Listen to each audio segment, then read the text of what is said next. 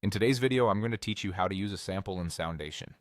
By the end, you'll know exactly where to find sounds and how to place them into your project so they're ready to arrange and build on. Start by logging into Soundation in your web browser. Give the studio a moment to load and make sure your internet connection is stable so the sound library previews play smoothly. Once you're in, open your project.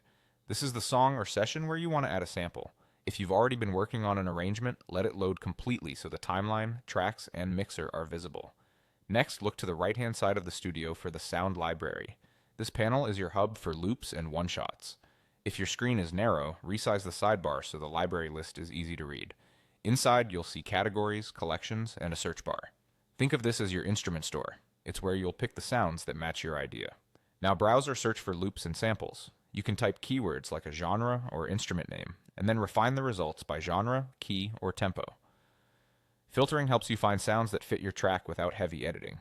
If your project is at 120 BPM in A minor, for example, choose loops that match those settings to minimize stretching or pitch shifting. As you browse, click on a sample to preview it. Listen for the tone, rhythm, and texture, and make sure it complements what you already have. Headphones are great here for catching details and avoiding clashing frequencies. When you've found the right sample, add it to your arrangement with a simple drag and drop. Click and drag the sample from the sound library directly onto an audio track in the arrangement area. Position it at the exact bar or beat where you want it to start. The grid will help you line it up so it loops cleanly.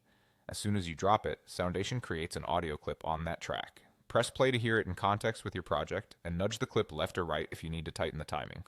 That's all there is to it. Log in, open your project, head to the sound library, browse with filters, then drag and drop onto an audio track. Keep exploring different loops and samples, and use filtering to keep everything in key and on tempo as you build your track.